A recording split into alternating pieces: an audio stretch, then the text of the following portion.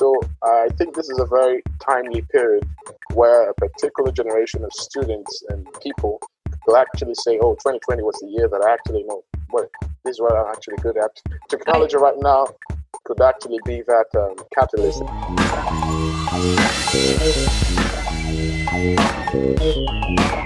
Oh, hi everyone, and welcome to the EdTech podcast and this series episode of the Voctech podcast, Learning Continued, which seeks to explore the intersection of adult learning and tech.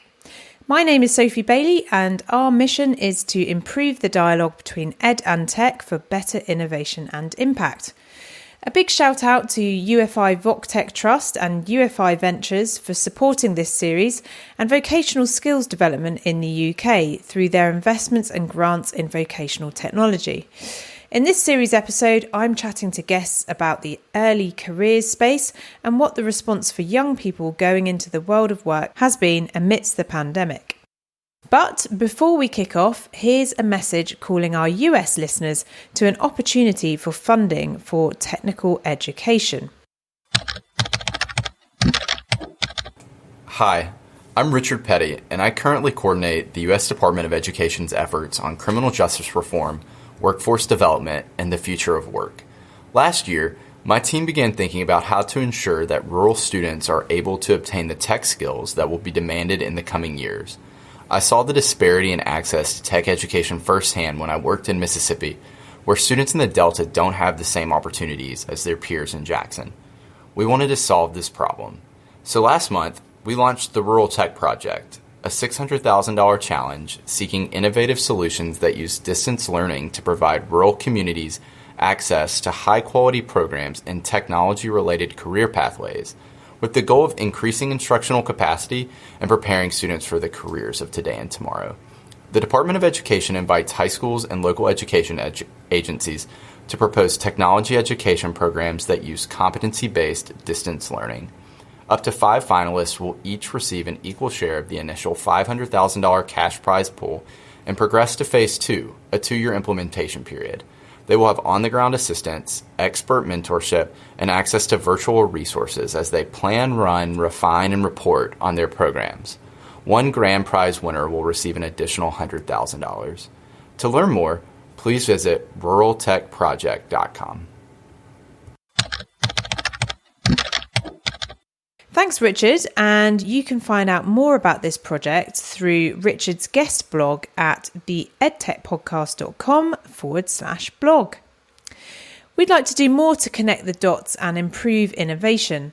So if you'd like to join in with our Voctech episode recordings when they take place, connecting with our guests and offering up questions, let us know by introducing yourself and what you do in a short email to theedtechpodcast@gmail.com, as we will be building a small community of like-minded people soon. Right, that's all for now. Have a great week, and if you enjoy this episode, do feel free to rate and review us wherever you listen in. Okay, let's go.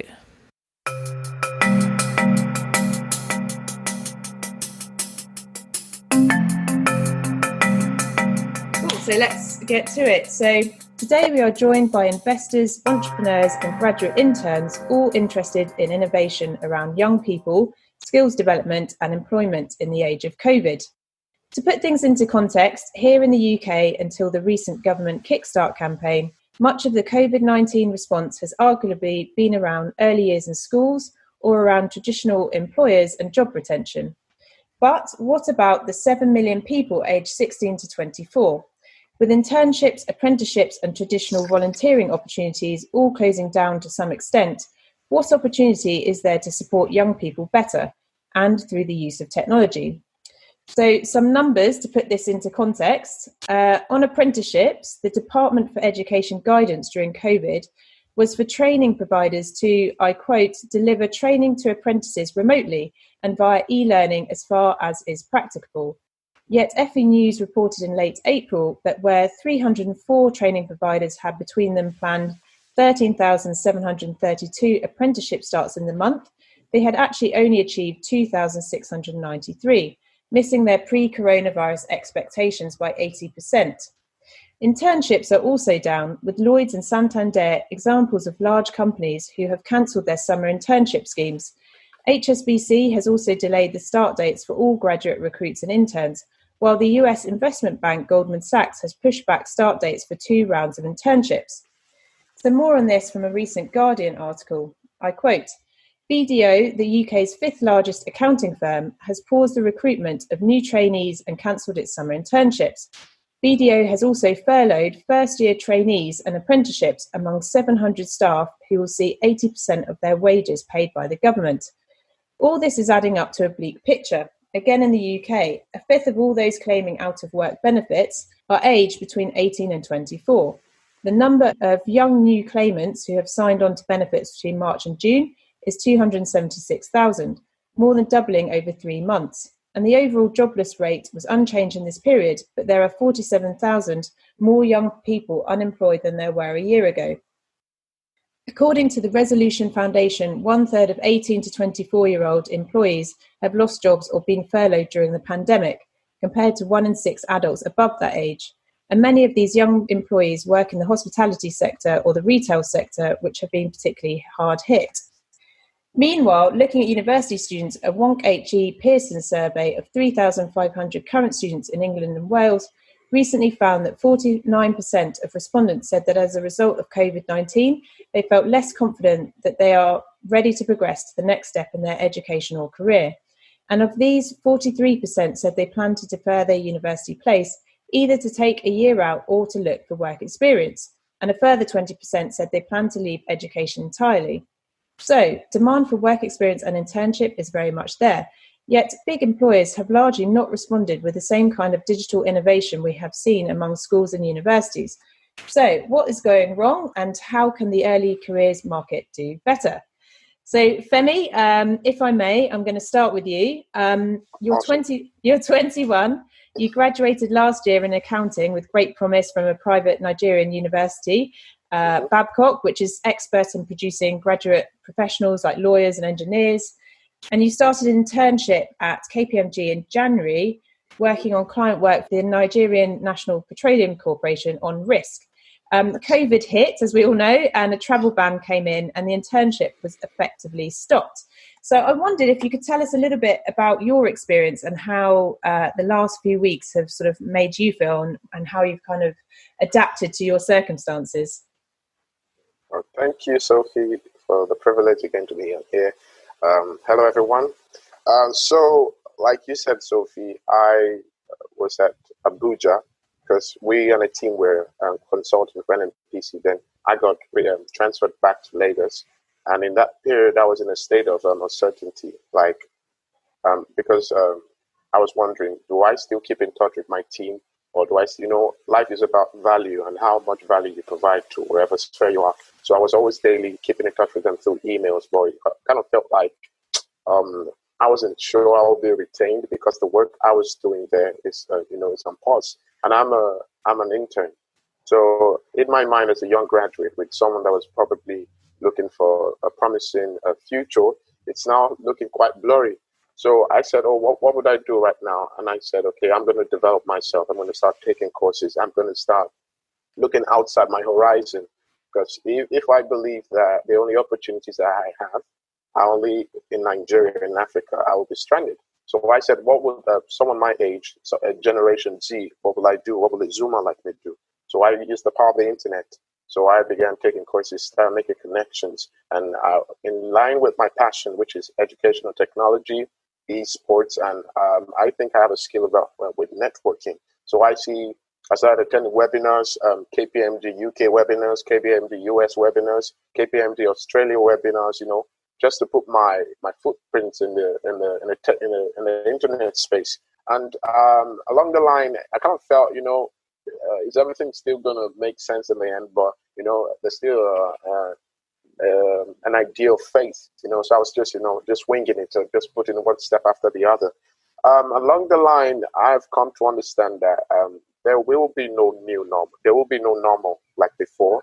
And it's the ability for students, graduates, to harness the power of the internet is what will probably play in the future of any student right now. Because right now, I've gotten some certifications in online education, but, still in that place of, will they retain me? I'm an intern, and whatever value I was providing, it was just to be, evaluated on, saying, oh, you did so well on this project and we're going to retain you. So now I'm not able to provide the proposed value I was meant to. So I'm in a state of an uncertainty, but not in mind, not disregarding the fact that COVID has happened. I do not let it happen to me, but I look at how it can happen for me. And that is why I think I am grateful, to be connected, to share my experience. So what I'm presently doing, that I started in November last year, was that I got a gut feeling to start something relating to education, and it's an initiative to help people understand the bridge between what's being taught in school and what is expected in the real world. And it's getting clearer daily, but not really clearly defined yet. Because right now I understand that maybe people a year behind me are more confused than I am. I started an internship. Sophie, you understand what I'm saying? There are some people that are a year behind me now, and their own case is that they haven't even left school, so they don't even know what to expect. So I'm probably hoping to give I call it a mentorship experience with a little experience that I've gotten, to help people. So right now, I'm in a state of my daily routine is just developing myself, making connections, attending conferences and webinars, and hopefully, it all makes sense in the end. I mean, that's absolutely brilliant that you've been sort of so proactive in your self-directed learning. And I know that when we spoke before, you talked about, immersing yourself and doing YouTube tutorials and Microsoft educator skills courses online and networking through LinkedIn. Yes. But do you feel that kind of, you're obviously doing an internship with a large employer. Do you feel that they could have done more in terms of making better use of technology to sort of continue a formal internship, or what's your kind of perspective on that? KPMG is an awesome multinational, but with that in mind, I also understand the different hierarchy of authority in different continents. So probably the organizational structure in UK is probably different from the one in Australia. The one in Australia is probably different from the one in US. So in comparison to the level of adaptability in response to COVID, it varies according to countries. So in US, I have been studying them. They give webinars at least, I think, weekly or twice in a week. But in Nigeria, it's more like once in a week. Australia, probably once in a week also. So there's a kind of like a level of response. It varies according to countries. I've also attended some in Nigeria, but I also saw that some started virtual internships. But it's active, but reading upon it, I saw that it's not meant to be included in your resume, but it's just meant to be, on a LinkedIn profile. So I'm like, well, I really want to dedicate like my hours to something that would not be, included in my resume. So I kind of like looked at it from an opportunity cost point of view. Like, what will I stand to gain? The experience I'm probably going to get in the virtual experience, I had already gotten like about 3 months of life experience. So I weighed the odds and looked at it and said, no, I probably just continue this role I'm going and, keep in touch with my teammates and, keep networking. But in US, they have started virtual internships. In US. Interesting. So it's quite inconsistent at the moment. One kind of point of hope, I suppose, I read yesterday is that some of the internships that have been shelved, those people have automatically will be entered into graduate recruitment final rounds. So that's I suppose one way that they're sort of dealing with it. So thank you very much, Femi. And Jenna, we'll move to you before we come to Nick and Lucy and some of the sort of solutions that are being proposed as well. But Jenna, could you tell me a little bit about your experience graduating a few years ago and the sort of disjunct you experienced between, what you did on your university formal education and then sort of going out into the world of work as well? Yeah, so I was always really interested in media studies and always did really well in media studies, sort of starting at a GCSE level. So went on to do a degree in media and communications with language as well. But it was the media side that I was always really interested in. And I went through 3 years of my degree really without touching a camera, without even making like a magazine front cover, for example. So I came out at 22 out of uni, and went to apply for jobs, and they said, okay, we want 2 years experience in industry or 2 years experience in media, and can we see your portfolio? And I had spent 3 years writing theory essays and had nothing to show them. So I kind of felt like I was coming out of university and having to start my learning again. I then had to teach myself how to use a video camera, teach myself how to video edit. In terms of portfolio stuff, I had to go back to GCSE and say, do you happen to still have any of my stuff? If not, I've got to start from scratch. And part of like the program that I want to offer now is telling young people, you know, at 16 or at 14 or whenever, if you want to work in these industries, what can you be doing now? What skills can you be doing now that you can take forward to employers and say, I can give, you know, added value to your business. I can start you a podcast. I can, video edit for your social media as we move further and further into this digital sphere, to make them more employable, to potentially, you know, pay for themselves in terms of what they can offer a new business. And that was definitely something that I lacked. I lacked a lot of guidance in what I should be doing in terms of, once this education stops, you're going to have to go out there and get a job. And these are the questions they're going to ask you. What can you be preparing now for when you're asked those things in interview? And what skills can you be gaining now, instead of, you know, learning about the theory of media and digital industry is obviously really good, but you don't get really asked about that in interviews and stuff. And I just wish I'd have had that guidance at 16 to say, right, now is the time to start really be pushing on those skills. And if I understand correctly, you're 25 now. Yes, that's right. Okay, brilliant. Just to put everything into context a bit. And as a response to sort of COVID, you've kind of pivoted from providing sort of digital support to companies to providing that support to individuals to equip themselves as the market sort of changes. Is that right?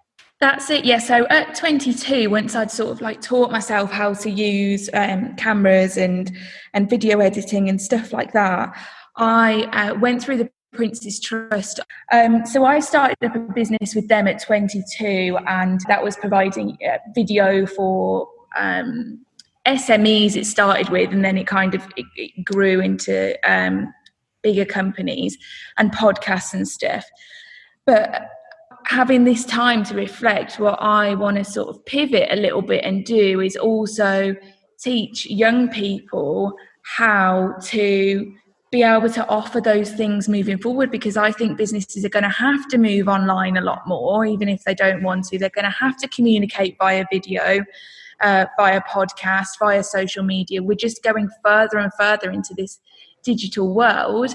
And if we can, you know, like equip young people to be able to give added value and get them ready for that, really, I think there's absolutely huge value in that. And I think it's something that they're going to probably need to be able to do when they're young and in that sort of world already. Build on those skills, I think. Fantastic, thank you. And Lucy and Nick, so Jenna and Femi have sort of described their experiences being far from brilliant and how they've sort of adapted to COVID in terms of thinking about careers, etc. So I just wondered if you could explain some of your big ideas around the early careers market. Yeah, thanks, Sophie. It was really, really interesting to hear Femi and Jenna's experience there. I run an organisation called sortyourfuture.com. So we are an online platform that helps to connect young people with employment and career opportunities. And we've seen over the last few months a a big change in the way that employers are approaching this market, as Jenna and Femi's experience kind of shows. I think what Jenna is doing is particularly relevant in that it's focusing on what people can do right now to adapt to what is a changing space. And so one of the things that we've been trying to do is unearth for people some of the opportunities that are still out there, and give a little bit of hope, I guess, in what is a very, very anxious and worrying time for a lot of young people who are entering the job market for the first time.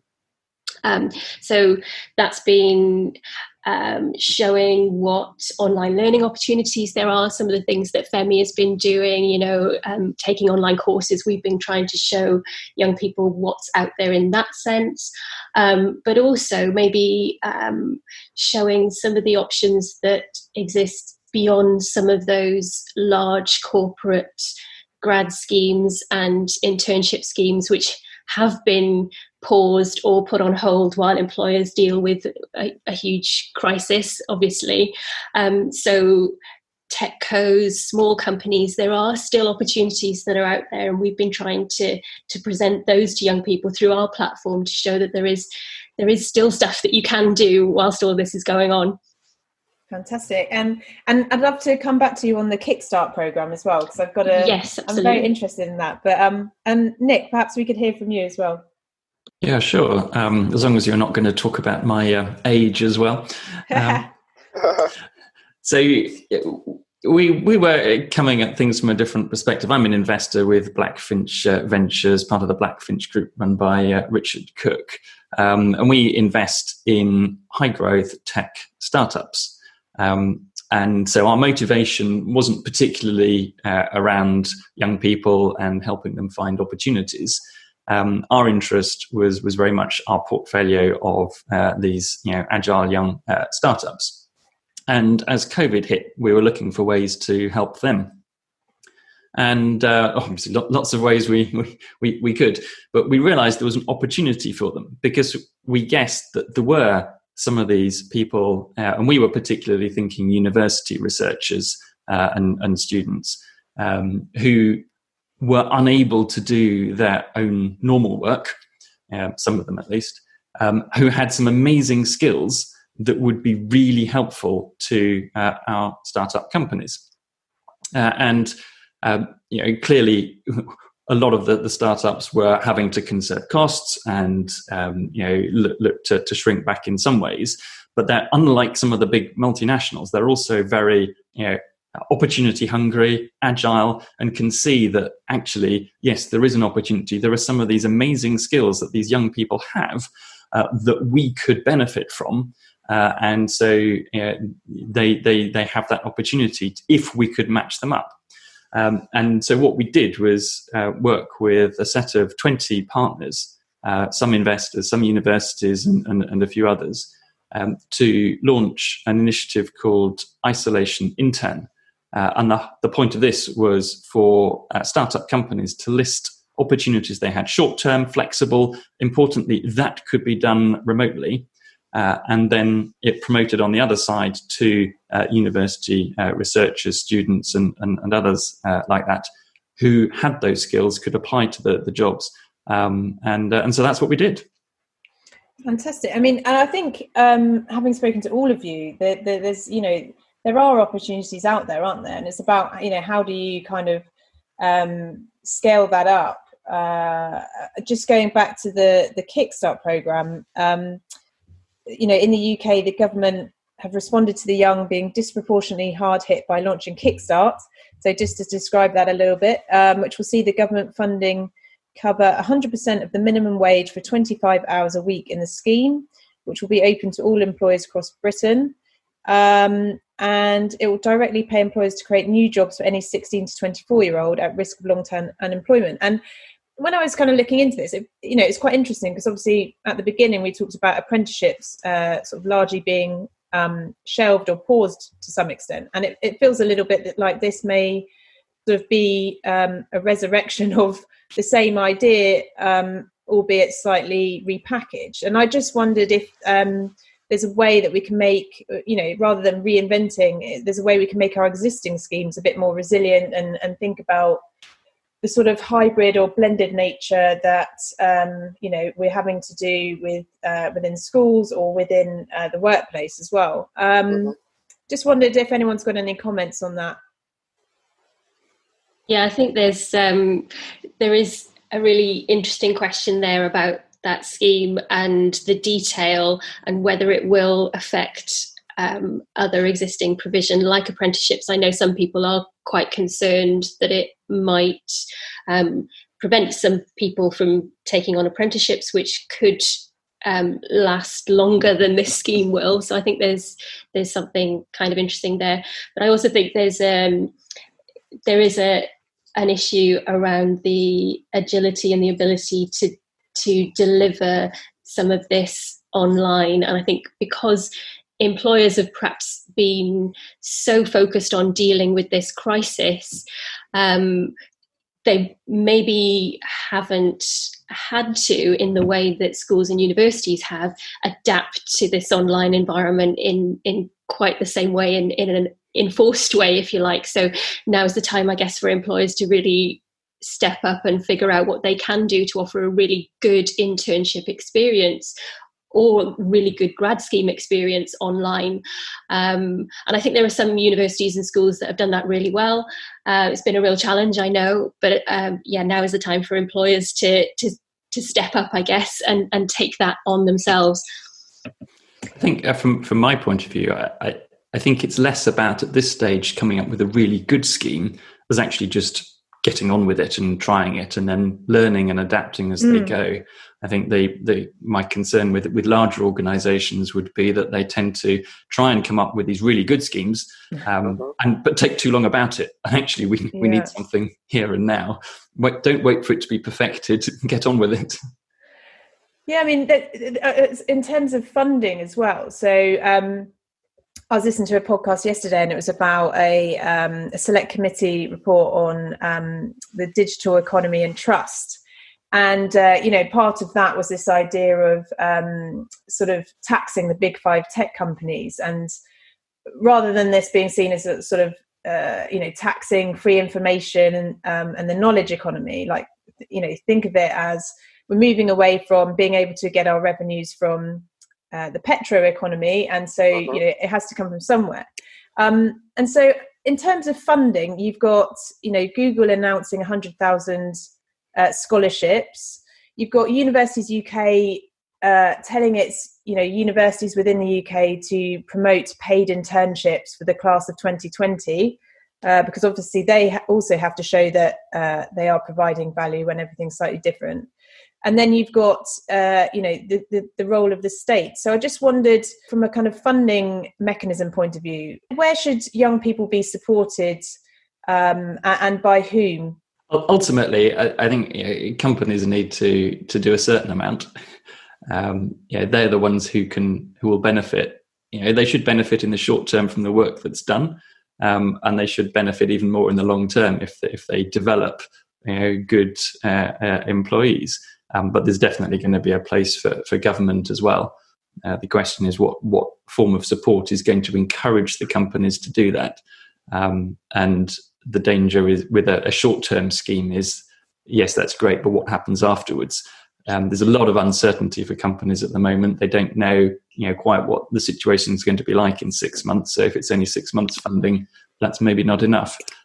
Maybe something at a lower level, but for longer, would be more valuable. And Lucy, just thinking of you, because this is sort of your bread and butter, as it were. We've got the idea of the Green New Deal.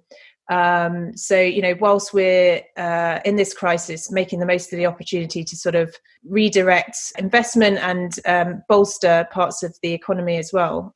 So, creating jobs for laying insulation and so on. And then again, with universities, if any of those are sort of financially struggling, the bailouts will come with conditions on, focusing more on student employability. So just wondered if, is there an opportunity here to also redirect focus on young people, but also on a really targeted approach to the jobs that are growing. So whether that's data scientists or carers, whether there's the ability for the sector to come together and really sort of push for change in that way as well.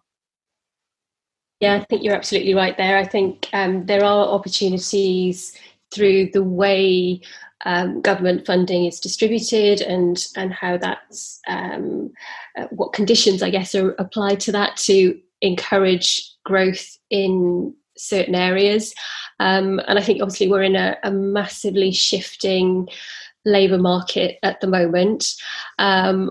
We're seeing huge changes to major industries that will play out over many, many years ahead. And I think there is an opportunity now to think about what the economy could be like in the future and direct support to those industries that really need it.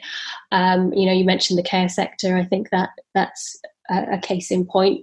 And actually, I think some of the job schemes could perhaps be refined and focused to encourage growth in those areas and encourage young people to consider career options that are likely to support a green economy, the kind of economy that we would all want to see in the future. And I'm going to pick on Richard now because Richard's been very quiet.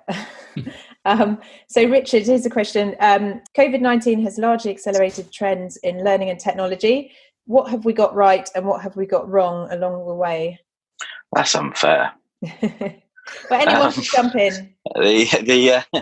So I read or heard that Microsoft seemed to believe that we've had 2 years worth of sort of digital education and upskilling in the last sort of 2 or 3 months, which is actually sort of quite significant. What have we got wrong? I think it's too early to say, actually. I think there's been a significant amount of reaction to the situation rather than actually proactive planning and how do we actually build out our either tech stack or how we operate our business long term with the robustness that we need to deal with these type of situations going forward if they do reoccur. I do think there's, just picking up on some of the things that were said earlier, I do think I think it's a massive opportunity, actually. If there's a way of actually, with the economy sitting the way it is, if there's a way of us to be able to connect people that have been in industry for a while with people that are coming now into the industry, there's a real opportunity from the startup's perspective in actually bringing those sort of two skill sets together, right? I think also is, who do you turn to in this stage for sort of early careers? And the interesting thing is I was looking at a different sector, which was around sort of brands and sponsorship. And there's been a real kind of like uptick in the number of companies that are providing services to brands in order to connect with the current generation that's coming out. And I think actually, so when you do ask the question, well, who should be there to support them? I think that's an open playing field at the moment. I don't think you can turn around and say, actually, well, given that there's going to be a problem in new recruits into the industry, we'll just talk to the university. I think we've seen over the last 10 years emerging kind of like grad recruitment companies and programs that come out of that, which recognize that that's not the point of which you access the communication with that generation. So I think there's a real opportunity for the likes of Lucy and others to actually, build partnerships and affiliations that actually enable a kind of like almost, an environment that is going to enable that generation to build up the skill sets and actually be match fit for when the economy does return, which 3, 6, 9, who knows when that's actually going to be. So as much as there's pessimism, and rightly so, I do actually think there's some really interesting opportunities that are going to emerge over the next 6-9 months. Definitely. I mean, I was looking yesterday at some sort of statistics around or valuations of markets, and this idea of education as a benefit, which we've had Guild Education on the podcast before, who are a unicorn company from the US who help corporates like Starbucks use degree programs to retain their best talent. So the corporates essentially underwrite the education experience. And that, if you bundle in OPM, and academic, what they've called public-private partnership markets. Holon IQ estimate that's worth $7 billion US. And again, is being sort of accelerated by the sort of impact of COVID-19. So some sort of innovation obviously coming out of this situation, as we've talked about. Does anyone else have any points on either what we've got right and what we've got wrong along the way, or in terms of learning and technology, or thinking about this podcast, we're very much about, especially in this series where adult education intersects with technology. So from all of your experience, what's been the role of technology? Is it just about connecting parts of the ecosystem, or is there something else that you'd like to remind our listeners about when it comes to technology? If I may. Yeah, please. During the course of taking online courses and seeing the need of technology, I've understood that there's also a place for, this might be relating to your question or out of it, but I just felt like to say, I kind of feel like a lot of people, students in particular, are quite confused. Some of them actually graduated studying a course that they didn't actually want to, but just, my parents said I should just do it and just come out of it and, go into the labor market that they actually didn't want to. And now they have an opportunity to now study or take a course online out of passion. Like Jenna said when she said photography and video recording. So their choice now is do I still go in line with the career path that I was going on that I didn't even want to? Or now I'm faced with the opportunity now to diversify and actually learn a particular skill that could actually become my career. So I think it's also a place for established people in a particular field to probably link them to be mentors, probably get a platform where people that are actually linked, in not the traditional or conventional educational system. Because some people made their career off passion and off the skill they learned and they actually loved it. While people have careers that are just doing it for the bills and, probably just enduring the career. So I feel in relation to what Richard said, a particular generation right now, they're kind of bold, and they're not fitting. When others are zigging, they're zagging. If I may use that phrase, they're not the conventional go to school. Oh, I love what I'm studying. They're actually really curious and inquisitive. So I think this is a very timely period where a particular generation of students and people will actually say, oh, 2020 was the year that I actually know, well, this is what I'm actually good at. If I had come out of university or if I had finished school, I would have actually had a very terrible and miserable life. So technology right now could actually be that catalyst and enzyme that could actually help people to find their proposed path, just to say. I absolutely love that. I don't think I've ever heard anything as brilliant as those people that are zigging and now zagging. And actually, what an optimistic message. And, this situation perhaps freeing us up from the sort of railway tracks we were on before. So and anyone else have any messages of sort of hope before we wrap up? I know. All I was going to say is that UFI have believed technology has a staggering impact around learning and development in the workforce, and we've been doing this for quite a number of years now. And we have just celebrated putting funds behind over 200 organisations recently. And I'd encourage anyone to go over to the UFI website where you can look at the strategy and the investment thesis, because technology does have a massive role to play in this. And I think going back to, and I'd love to be able to verify the stat, but if we have actually received sort of 2 years worth of digital upskilling in the last 2 months, then there's a real opportunity that that developing solutions in this space is really going to help and support us moving out of the sort of the uncertain economic conditions at the moment.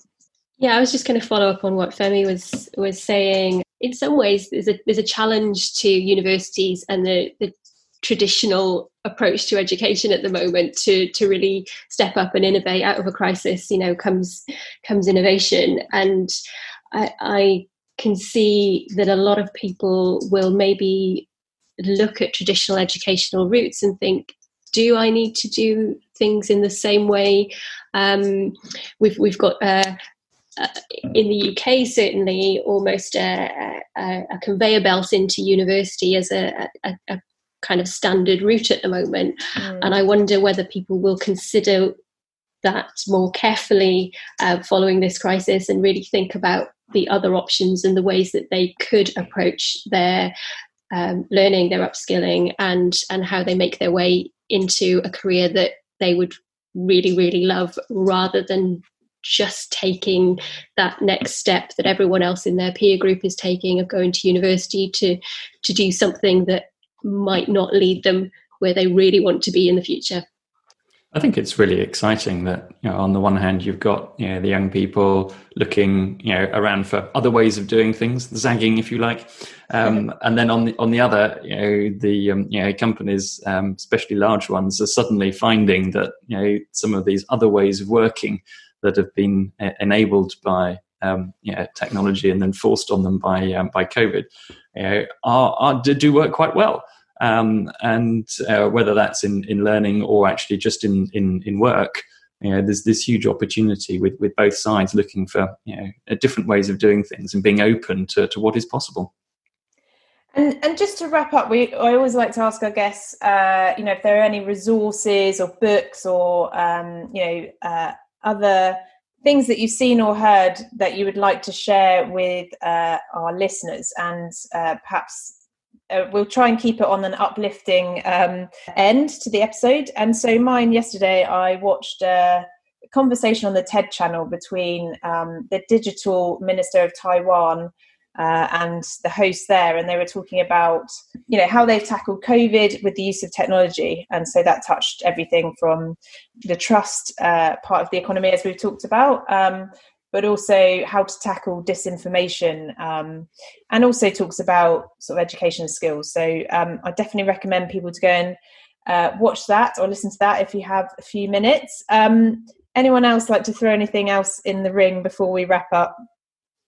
I just encourage sort of young people maybe to look at how businesses are communicating now and how they're marketing, and is it more digitally? Are they going to have to do more stuff remotely? And try and observe that and see what companies are looking for, and can they develop any skills that's going to help them moving forward. I think for me, having recently gone through interviews and stuff like that a few years ago when I came out of university, you always get asked, what are you going to bring to this company? And if you can use this time in this pandemic to be able to observe how businesses are pivoting and what you can bring to that and enhance that, and use your own sort of ideas and creativity moving forward in this new sort of digital sphere that I think a lot of companies are going to find themselves functioning more and more in moving forward.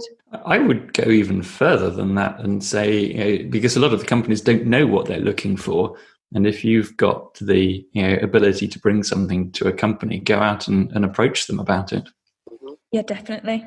I think it's the start of a conversation. I think there's certainly Nick and I are certainly a bit further on in our career, shall we say, but I think this is a conversation that needs to happen. I don't think enough focus is being put on it, and what does worry me that and there's a broader conversation, but just throwing money at a solution is not necessarily the smartest way of approaching it. And I think actually, if you can actually engage the community that we're actually talking about, that actually maybe we can really come up with some compelling solutions.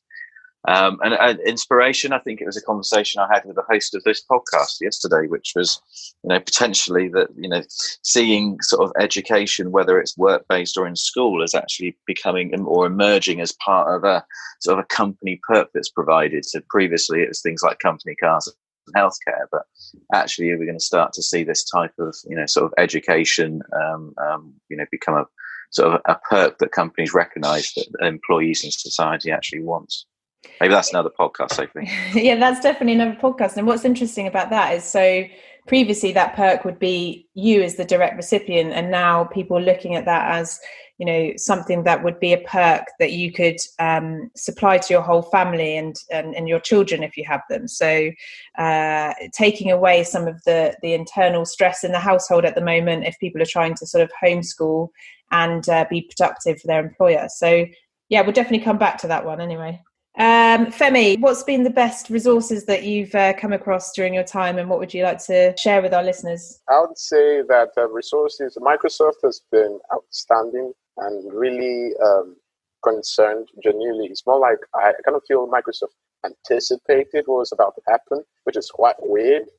So I've understood that educators, or if you're an educator, or if you see your line going, the line of the educator, you should check out their Microsoft Educator community. It's a community of educators that are needed right now in this timely season. I would also say networking is also really important. And to any student or to any professional that's out there, the internet has made the world quite small. You know, we always say the world is small, but I think I understand that it became smaller because of the internet. And I'm just taking one step at a time. So I have understood that Microsoft, the internet, and self-development is what I'm learning to do. And I hope anyone could partner with me, to continue. Fantastic. Well, I think that will bring us to the end of the episode, and it's been really interesting to hear both the experiences of Femi and Jenna on this episode, but then also some of the solutions that are being developed. So as always, we'll throw all the references that have been mentioned on this podcast into our show notes. And that's it, I think. So without further ado, thank you to everyone. And yeah, it's Friday as we record this, so enjoy your weekend. Thank you. That's all for this week's episode. Thanks so much for listening in and sending your listener voicemails in. Ufi Voctech Trust for supporting, and this week's guests for being brilliant. For further reading around this week's chat, do go to theedtechpodcast.com, where we list out all the resources mentioned by our guests. We've got more episodes coming in our Voctech series, both around investors in the vocational learning technology space and projects focused on assisting the workforce through technology. So make sure you hit subscribe, and until then, bye bye.